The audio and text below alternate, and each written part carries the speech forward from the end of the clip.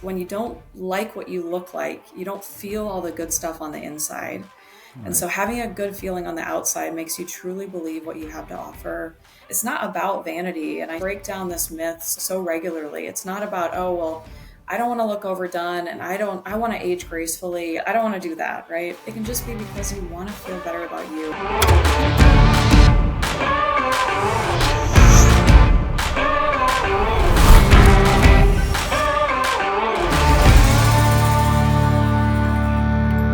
Welcome back to the Aging Backward, Growing Forward podcast. On today's episode, I'm really excited to have Audrey Coleman, a physician assistant, as our guest. She's been in the medical aesthetics for 8 years, and today Audrey is going to give us a great background on information and the hows and whats and all of the interesting, intricate questions that people ask about neurotoxins and dermal fillers, what we mostly know as Botox and fillers. So we're going to dive deep on that. We're going to get in the weeds a little bit because it's really interesting stuff. So without further ado, let me introduce Audrey. Audrey, if you don't mind, give our guests a little bit of background about your education and your history in medical aesthetics. Thank you, Eric. I'm really honored to be here. Aesthetics is a huge passion of mine, and being able to share it with you today is just such an honor. Like you mentioned, I'm a PA. That means board certified physician assistant. I received my degree in 2016, and since have worked in the fields of dermatology, oculoplastics, plastic surgery, and non-surgical aesthetics. Now I serve as an Allergan AMI faculty trainer. So not only do I see patients at a practice locally into the Jacksonville area, I have the pleasure of sharing that knowledge with our larger aesthetic community nationwide. It's awesome. And congratulations on all your education. I'm always fascinated by all these medical practitioners that I talk to and their incredible educations. And I benefit from all this knowledge, all these knowledge bombs that we get to do in these podcasts and share with all of our listeners and people that are watching this. So let's just go really basic 101 high level. Let's tell people, well, let's first talk about neurotoxin. Now, most people listening have heard the word Botox, but that's like Q-tip. I try to explain this to people. Q-tip is a cotton swab. Botox is a neurotoxin. So the name brand is so strong, we define the actual service and or product by the name. It's kind of like Google. Let's Google this. It's Yeah. interesting how strong the name Botox is, but that's for a reason, right? I, as well as you are, we're very big fans of that brand name for a very specific reason. But if you don't mind sharing about, let's start with neurotoxin. Tell us what neurotoxin Botox is.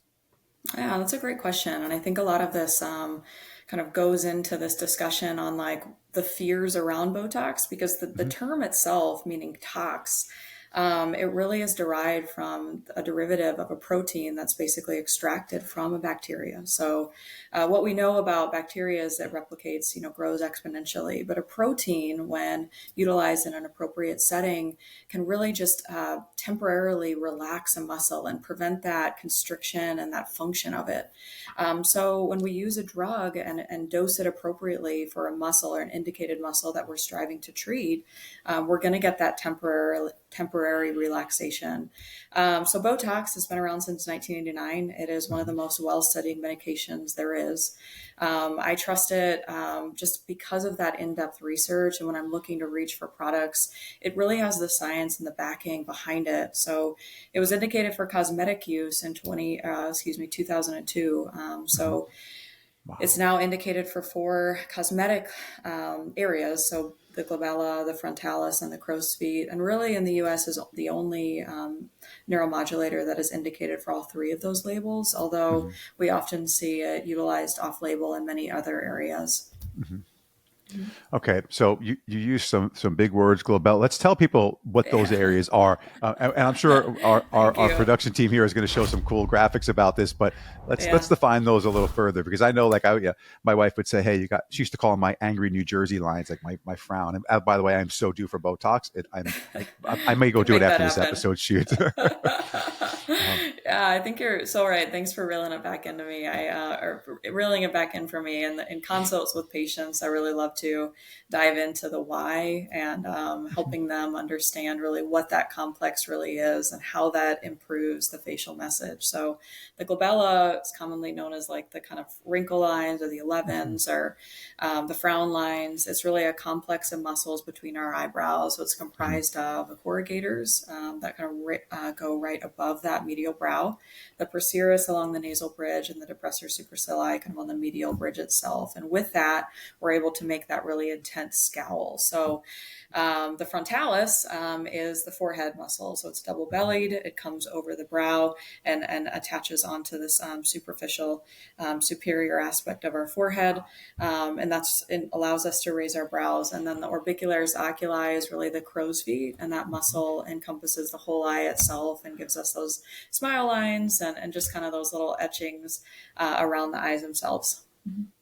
Okay, so before we jump into dermal fillers, I'll tell you my own experience with Botox. So my wife convinced me that I should do this, and I was, when I say mortified, and I find now this is very common. Now they call it Botox and guys getting Botox, and I wasn't mortified because I'm like, oh, guys shouldn't get Botox. I was mortified because I was like, is this going to hurt? Like, the needles, and so my first sit down when I did this.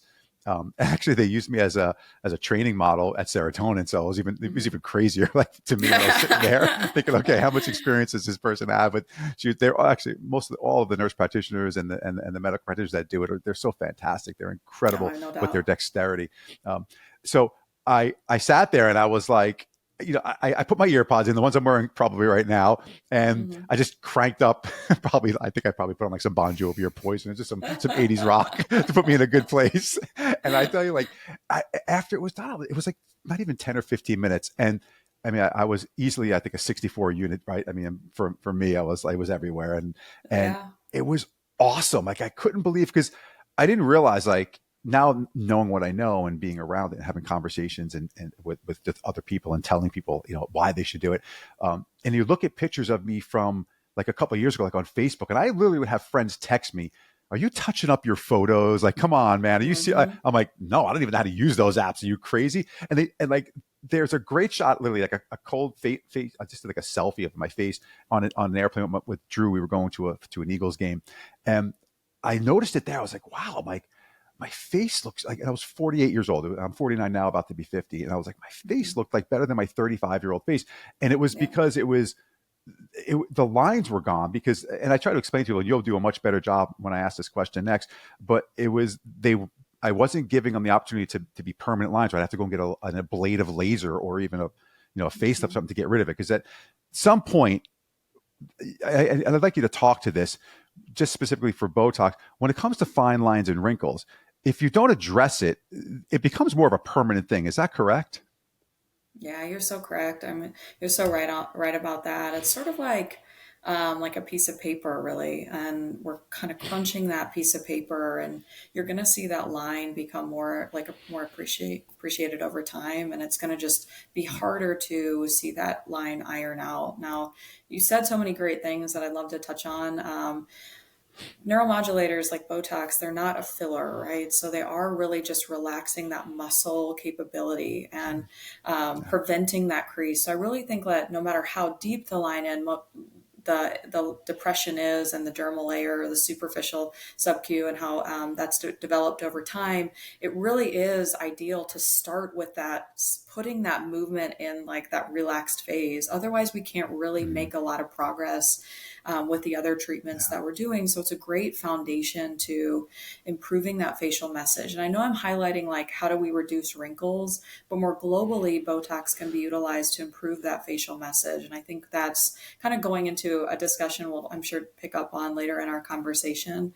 But yeah, so it is great to start sooner, but it's also reasonable to start at any age. I mean, overall, it's a fantastic medication. Mm-hmm. I tell that to people all the time. I say the young, and this is very similar to the conversation about hormones also. When there's a hormone deficiency, the earlier you start and catch it, the better it is, because there's some damage that once it starts happening, there's only so much you can fix. And because you've done all this damage, and I think when it comes to the fine lines, and they become not fine lines, they become deep lines, becomes more challenging. And I felt like Kim intervened in my facial aesthetics at the perfect time, because I think if I waited a couple of more years, I probably would have had to do some heavy lifting to get my skin and to feel and look the way it does today coming into age 50. And now I can manage this. So, and I'll probably do a whole nother episode on micro needling and other maintenance things that I do, and my Schematica skincare line, all that other stuff, that things I do daily now, because I never really paid that much attention to it. But I'm thinking, wow, my face is something that everyone sees every day. I work out, and that's how she got me, by the way. She's like, you work out incredibly intensely every single day.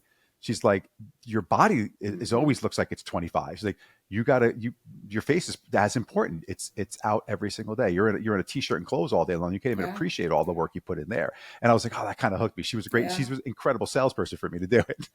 But she was right at the end of the day. So that leads into the next topic, because I call Botox the gateway drug to all of this, right? Like I think it starts.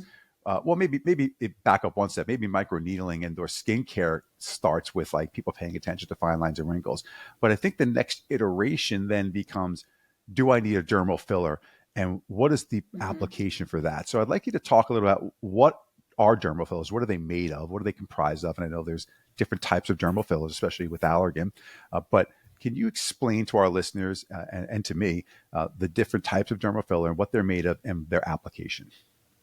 Yeah, absolutely. And you said a really great point about it being the gateway drug, because I think I feel this way, and I know patients that have had, when you have a really good treatment with Botox, it's unforgettable. You love that feeling, and you really, like you said, you start to see yourself much brighter. Just you feel that inside version of you. I mean, you clearly you have a global wellness. You're fit. You take care of yourself. And when you have that kind of complemented in your face as well, it's like, wow, this is next level feel good. And that's really empowering. And so dermal fillers, it's a conversation I'm really passionate about. I think they're utilized in very different ways. So an older kind of outdated approach with fillers is more of a line filling technique.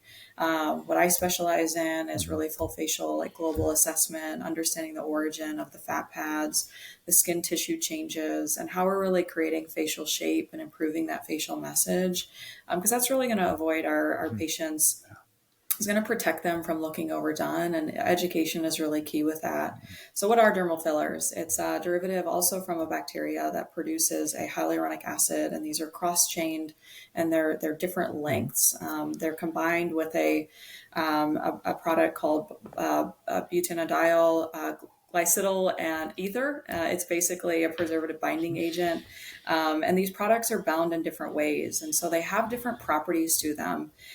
They are, I call them personalities. So when we look at the Juvederm line, there's a vast array of products that we have to choose from, really truly indicated on almost every area of the face. And it's our job as skilled practitioners to kind of choose the color from that palette and be able to identify, here's the diagnosis on our patient. This is the volume deficiency that I see. What properties am I going to select? And what am I looking for to really serve this patient well? And that's really what I love to do, because we basically create just an understanding of what the properties are. So what those come down to is a G prime, which is a resistance to shear force, a flexibility, so cohesivity is kind of the bounce back of that product, water retention, and then HA concentration. So I'm sharing this because I know these are great things for our listeners to understand, that this is what, as providers, we're really going through in our mind as we're coming up with that global full facial treatment. Most fillers are indicated to last 1 to 2 years. Juvederm Voluma is the longest lasting HA filler available.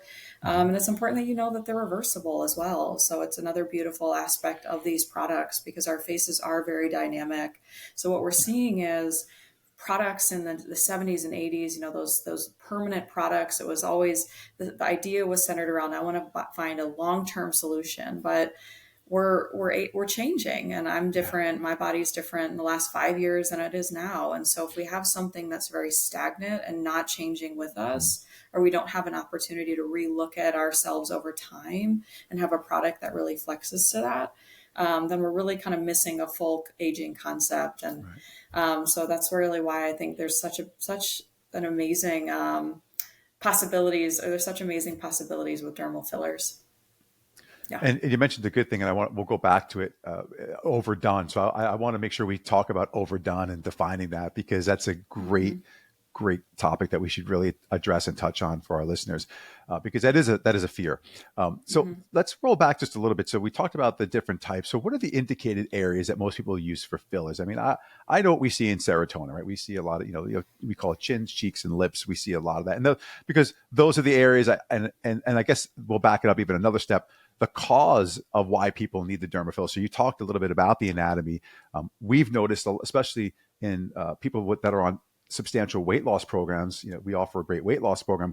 We now transition a lot of our clients into the medical aesthetics. We say, hey, you're doing great, you're losing all this weight, but people forget that there's actually those, like you said, you mentioned the fat pads. There's muscle tissue in our face, and as we get older, that stuff declines with age, unless you're, of course, doing some substantial things to prevent that. But if you haven't, then there are ways to kind of get that youthful face back. So if you could talk a little bit to that, Audrey, that would be great. Yeah, absolutely. The fat pads, what I was sharing, and you're, like you said, you're seeing this very significantly increase with medications that do have that more rapid weight loss. We're seeing the reduction of the superficial and deep fat pads of the face kind of lose that fullness. And so it's sort of like, you still have the same degree of skin on the face and tissue, but what you don't have is the scaffolding any longer that actually like supports that. I would say if you have a moment, look up, an aging face, the fat pads. Allergan actually has some great resources that I share with my patients during consult to really help you understand the separation of those. And why they develop, the under eye, the orbital rim, the tear trough, the jowl. So when it comes to facial balancing and how to not look overdone, it's ultimately understanding that the result of things that the reason our patients come in is a lot of the lower face oriented concerns or the under eye oriented like problems that give us that look of being tired or not looking refreshed or looking angry. But we have to see that, diagnose it, and understand the cause. And the cause is usually a step back from that like initial kind of impact area, and it's going to come from that mid-facial volume restoration. So and sometimes that chin projection. So different products are indicated for different areas. Juvederm as a whole really has all areas except the temples indicated right now. Those hopefully will be indicated on later this year. Yeah, it would be great to talk a little about the different products. The one thing that I'm a big fan of Allergan is they are very product specific, because there is no one product fits all. I know that for lips, there's one product, and then they're doing a different product for certain areas of the cheek or the chin, like so. And I love that because I think that's so bespoke, and I think that's what people expect when you're working with something as important as their face. Yeah, they've really paved the way for these like indications, and they put the research into best serving like us as providers and our patients as well. So Voluma is indicated. It's kind of the workhorse product. It's phenomenal. It's that 2-year indication. We have that to utilize for the mid face and now a chin indication. Velour is really indicated for these perioral sort of like nasolabial folds, kind of the superficial dermal and impressions that kind of happen around this area. Volux is indicated for the jawline. We've got Ultra indicated for the lips. Volbella indicated for the perioral lines and lips as well, and now the tear troughs. Ultra Plus for the marionettes, and also another option for the wrinkles around this lower face. And I think it really is it's such a strong line because, like you said, we have these options to really truly customize a plan for our patients, and we're not doing this one size fits all. Okay, one product can't. Realistically, it can't treat every area because it doesn't have the properties and the movement. It's not the same in the mid face as it is in the lower face of the lip. So I love that as a provider. And when I first learned about their product line, I was hoping that it would just be one product. And then I got educated. I was like, okay, this makes a lot of sense. And then the more you learn and get educated, and that's what I think you do great. And I think when you train our practitioners, and I think they learn so much about how important it is to discuss that, have that conversation with a client when they're sitting in the office with us. And myself, I learned so much just listening into some of those sessions about how this all works, and even understanding the timing on it. And same thing with Botox and filler. There's people ask, well, how long do they last? You touched on that, and Botox for me doesn't last as long. I first of all, it takes a little more for me, right? Because I've got a pretty muscular scowl, like I've got that, and I also work out a lot, and so I perspire a lot. And I believe, from what I've learned, that exercise and activity, that perspiration actually processes that neurotoxin a little faster. So like I need Botox probably, I would say maybe 80% sooner than someone else might. Like it's just that Yeah, it no, just is what it is. I believe that. So if you look at what Botox is doing, it's cleaving a protein. It's called SNAP25 within the neuromuscular junction of the muscle itself. So it's actually a protein that is growing back more quickly on you, which makes sense too, because you are like your metabolic rate is so high. Right. You are really that, physical. Those athletes are really patients that we see these products and those proteins grow back on much more quickly. So that makes total sense. Yeah. So and to the point of again, I'm due. Yeah. So, like I know. our Nothing like system. having a conversation about Botox, realizing like I need I need it right. it. I got it's so funny. It's one of Yeah. those things where I get the alerts in my phone from our system. I'm like, yeah, I got to get my appointment scheduled. Yeah. No, I So let's understand. talk a little bit. Yeah. Let's go a little bit more into keeping up with the aesthetic treatments over time. So Yeah. I know now that Botox is similar to other regimens for me. It's in my calendar. Every 75 to 80 days, I got to make a Botox appointment. Like that's Hmm. in literally because it's a reoccurring. Because as we just mentioned, it doesn't last forever. Same thing with filler. Filler's a little longer. But what is the let's talk a little about the normal reoccurrence for Botox treatment. Yeah, Botox is indicated to last about 3 to 4 months, so that is Mm-hmm. typical. Some big questions I have patients that I've seen, they may have had an experience with Botox where they're like, it's not lasting for me, Botox doesn't work. Right. A lot of that comes down to duration or Mm-hmm. dose and then duration. So I referenced this a little earlier, and I think we're seeing other forms of medicine have been around for longer, right? So we really understand that our providers are going to make a dose recommendation for us based on our physical, like our health needs, right?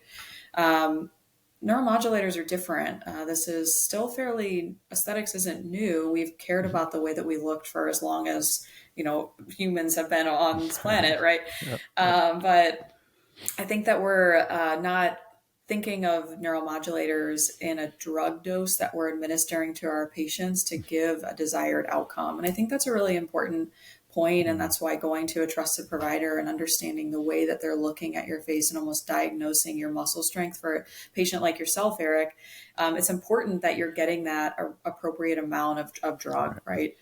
right? So I think Botox for patients is going to be it's going to look like you're going to have a treatment.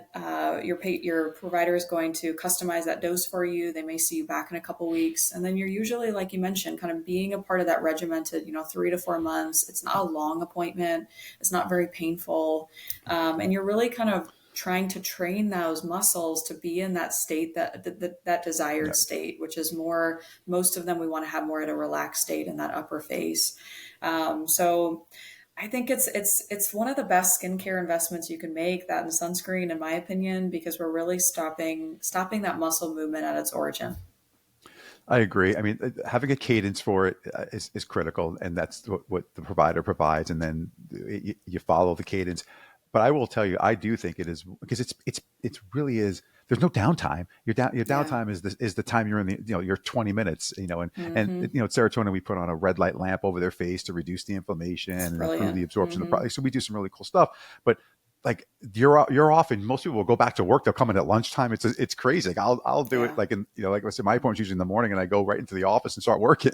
It's Yeah. fantastic. Filler obviously there's a little bit more of sensitivity, but even with filler, it's not a lot of downtime as opposed to the alternative of getting a major overhaul facelift. And we've talked about this, having some plastic surgery. That's a seriously invasive Mm-hmm. process. That's a big commitment and decision. And I say that and I always say this is about exercise and activity, right? Like having heart surgery really, really sucks, having a bypass. But if you just do exercise, little painful things every single day, it's much better Mm-hmm. to have a maintenance plan to avoid this giant potential, really difficult surgery. And I look at Yeah. the same thing for facial aesthetics. It's the same way. I'm like, well, if you do all this maintenance over time, you're going to, well, investment wise, I think it's an incredible investment. It's a fraction of the cost, but there's also a lot of potential hazards in having a major facelift plastic surgery. Mm-hmm.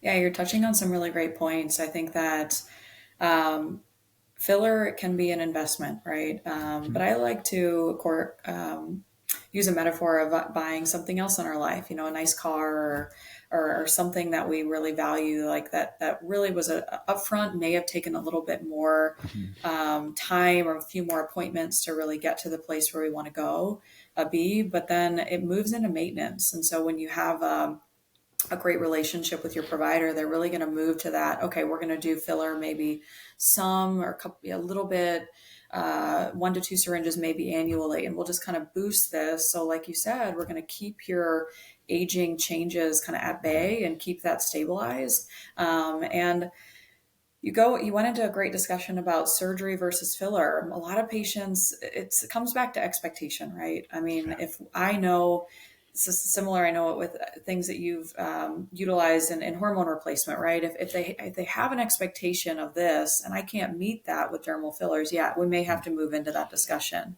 Right. But most patients have to they need to understand that it's not an either or. There's skin laxity. It goes back to that, like, what am I diagnosing? So, yeah, skin laxity, there are modalities that are non surgical we can utilize. Mm-hmm. Sometimes it's more than sometimes we need to have surgical intervention.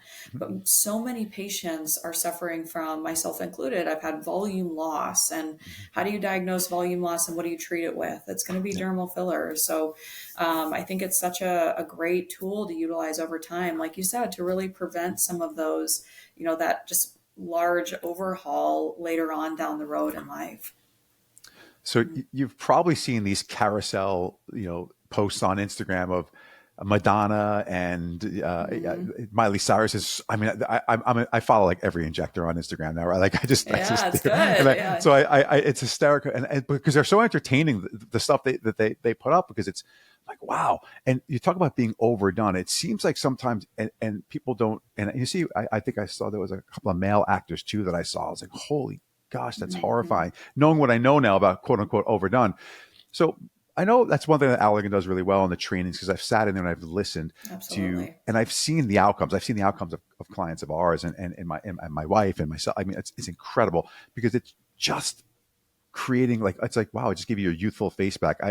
Because overdone, like giant lips or big cheeks can you talk a little bit about how you guys manage and train that? Because it's incredible how you do it, so the outcome isn't something you see on one of those housewives TV shows that we all kind of like, get taken aback by when we see it for the Yeah. first couple of seconds. Yeah, absolutely. And it's these features that aren't in harmony. So Allergan does a phenomenal job of really creating this concept of how we're viewing the facial aging and the proportion of volumes. So they have this great visual I share with patients a lot. I know you probably heard this before, but it's ultimately that triangle of youth that does Mm-hmm. come down with time. So we end up with this volume in the lower portion of the face. And when you go and look at some of these celebrities, this isn't something that they escape from either, because Right. I think even some providers in that kind of elite or that are treating some of those individuals are chasing lines. And what happens is you end up with this lower portion of the face having a lot of augmentation. Even the mid face and the cheeks can have just too much. So what Allergan does, and the way that I train and practice, is I look at the facial shape first. So it's sort of like zooming out, and you see this concern, but you're trying to look at the facial shape as a whole. So if I have a patient that's coming in and they're like, I want lips, but they have this heaviness and this recessed chin, and ultimately their facial shape is more of a square, I'm going to go, you know what, that is really going to draw attention to an area that is already has a lot of heaviness, or more of it attracts the eye already, right? So how are we going to redistribute that and produce harmony? And so it kind of comes down to what areas are already full, what are the strong areas of the face, and then where are the deficiencies. And what I do Right. is really plug in that volume deficiency and correlate that with the volume that I need in the form of Juvederm, right? So most of that is going to start by treating that mid face, then moving on to the lower, and then kind of treating the refinement and those fine details of the face, which ultimately is going to kind of make the eye not have like one portion of the face stick out or speak the loudest. It's going to make sure that we're balanced and every feature of the face is kind of complementing each other. Well, first of all, thank you for explaining that, because it makes so much more sense when you explain it that way. So if someone has yet to, but is contemplating doing some medical facial aesthetics, Botox, filler, what what is your recommendation on kind of crossing over that bridge? Like, they may look in the mirror and they say, yeah, I do have, I have those lines Audrey mentioned. I do see that, and I do have that kind of droopiness. How do you recommend that person get comfortable, that client get comfortable with, this is okay? Because the objections you usually see they're not just financial, because there's always ways to make it Hmm. financially make sense. I mean, we do it, and I'm sure you guys know, it can, there's payment plans. You can break this thing up into multiple sessions over time, and I know you guys have Hmm. incredible thoughts on that. But if it's put financial aside, because it can become very affordable if you have the right program in place. But let's Hmm. talk about, I'm not sure if this is for me, or the fears that you see. What are the most common fears you see from new clients? Yeah. So, to answer your question about where do they start, I think having a consult doesn't bind you in any way to committing to a long Right. term treatment with aesthetic or dermal fillers or Botox, right? Right. So, Yeah. I think that having a conversation with your provider, you're going to know their education and how they want to pour into you. I think that the way that my practice has been and the way it's definitely shifted as I've developed my skill set is I go into a patient room and my number one goal is to educate them. Right. So Yes. then they understand that that's my intention, and everything we do past that is just really trying to fit their needs and help them Mm-hmm. understand how to not look overdone and how to really get an impactful treatment and what that expectation looks like. So that's really important to me. The fears that a lot of patients bring to me are, we've already touched on it, the fear of looking overdone. Mm-hmm. There's a fear too, and I know you mentioned it as a male, that you're going to end up looking feminine, and Mm-hmm. that also is really important for a provider to address with a male patient. What are the features that make males look masculine, and Right. is that desirable for that particular patient? And so Right. I think that that's a really important discussion to have, because you want to be asking your patient all of these, or excuse me, your provider all of these, and if they answer them, then you want to get the answers you need. Other fears, I think you touched on it and mentioned not to go down this path with cost, but you don't have to make it a huge investment in Mm-hmm. your aesthetic journey. It really comes down to you have a budget, and we want to talk about how to best utilize that budget, right? And Yeah. so it doesn't commit you to a long-term investment. um, I think pain is a big one. I Sure. don't personally, I know I do this for a living, but I think there's been no patient that hasn't been able to get through the treatment, Right. which I think speaks to the comfort level. And a lot of Yeah. us in this industry have ways to make it more comfortable, whether it Right. be, numbing cream or stress balls or, Pronox or things that can really Yeah. manage that. Distractor vibrating thing Yeah, that you could, distractor. That's a yeah, great I one. use that one a lot. Yep. I love that one. Yeah, and then as I mentioned before, what if I don't like it?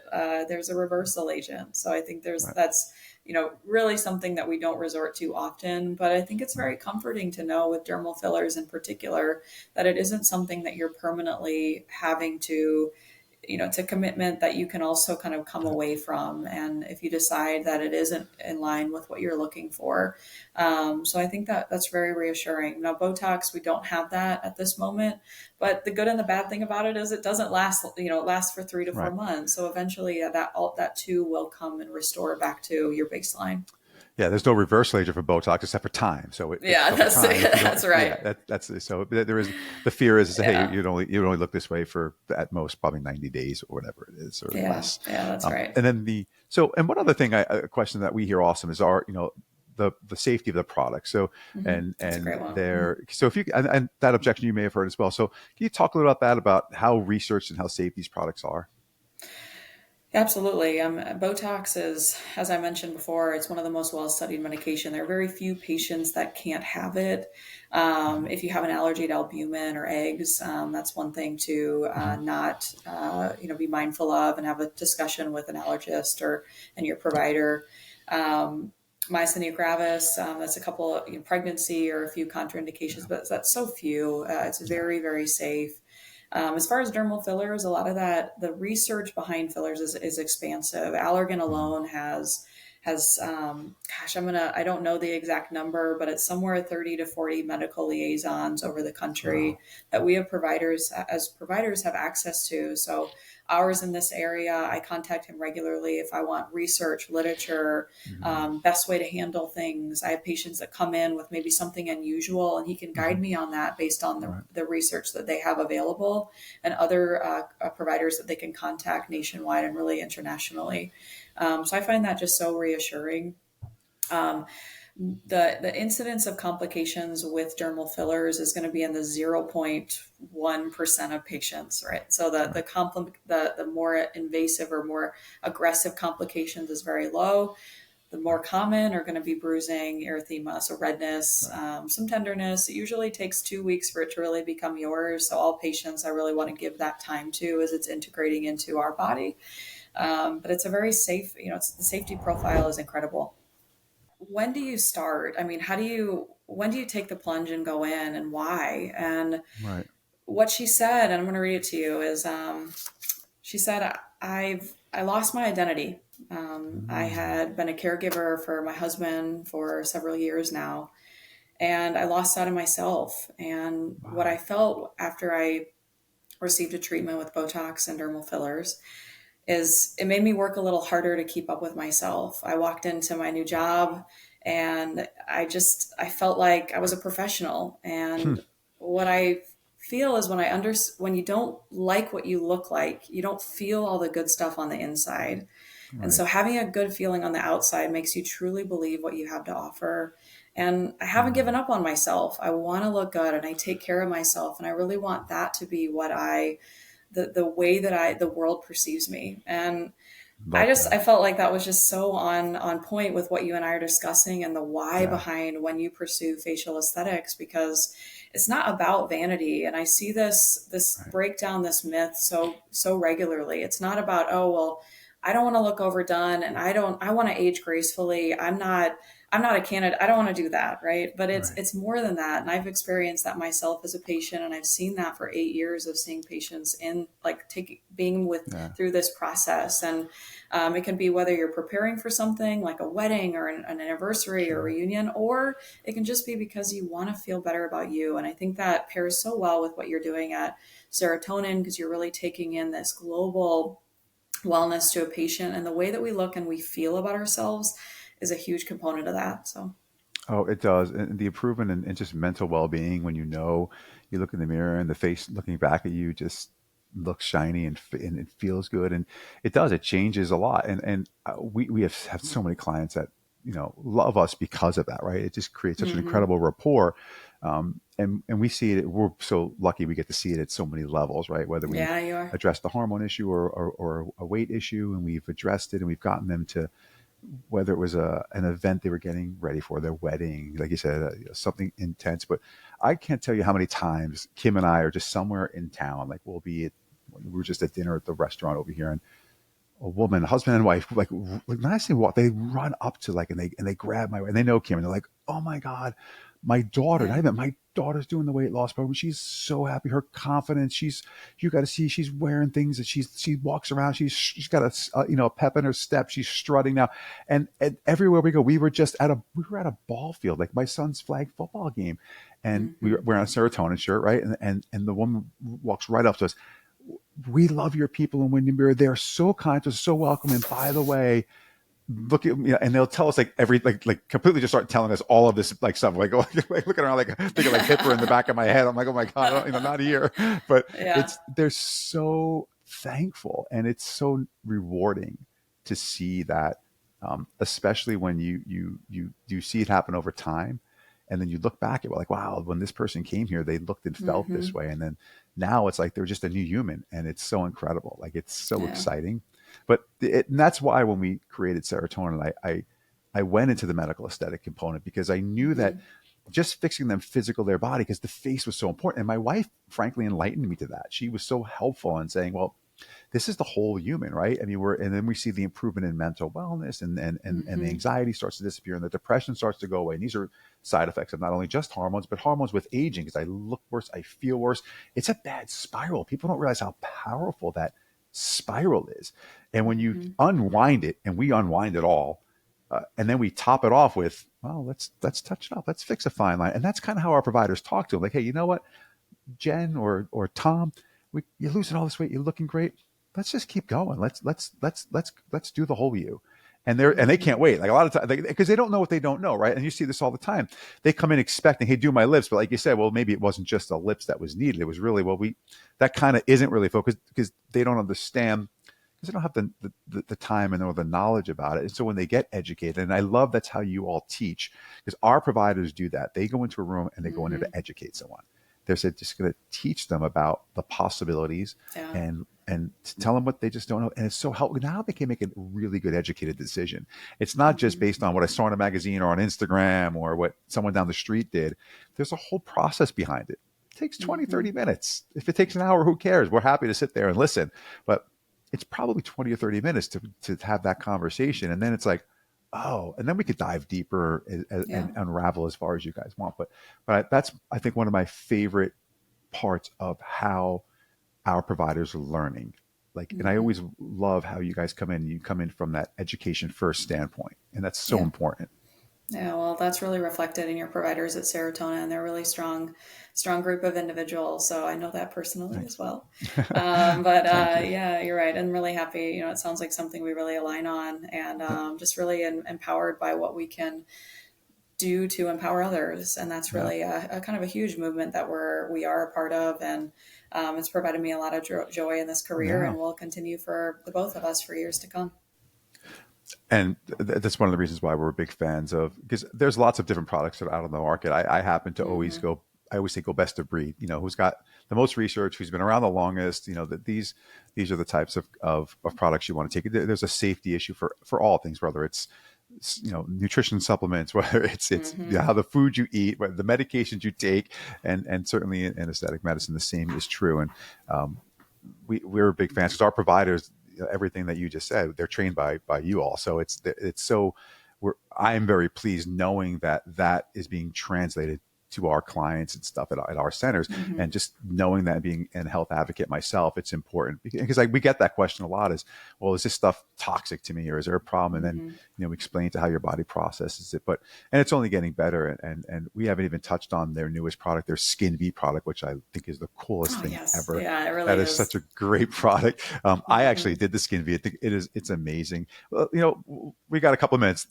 Tell the audience, what is SkinV, the newer product that's out there, and tell them what it does, because it's kind of a tweener product is what I call it, but it's outstanding. So if you don't mind talking about it for a minute, Audrey, that'd be great. Oh yeah, it's it's really new to this filler market in the U.S. Internal hydrators or boosters have been present in other countries, but this is the first that we have available, which is really exciting. And of course, leave it to Allergan to bring it on, right? And awesome. So. SkinV is indicated for the dermal layer of tissue. So it increases aquaporin 3, which brings more moisture intracellularly and extracellularly. So that's going to mean that your skin is going to have more water retention without increasing. It's not producing volumizing capabilities. It's basically just improving the quality of your skin. So it's an amazing product. I've used it. I use it on the mid face, where it's indicated, kind of this whole region, the cheek, the lower jawline. That tissue is just improves dramatically. And then it's also going to make procedures that you have, hydrofacials, other procedures, just look better and last longer.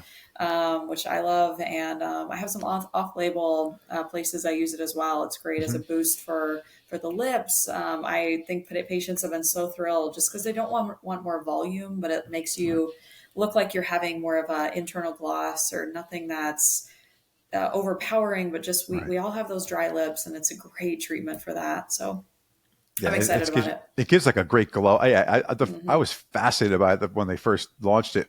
And then I was like, of course, training model, I raised my hand. Yeah, you're like, so, I'm in. It's hysterical. So Audrey, this has been so informative, and your wealth of knowledge is unbelievable, and we appreciate you at Serotonin for all you do as a team player for us and training.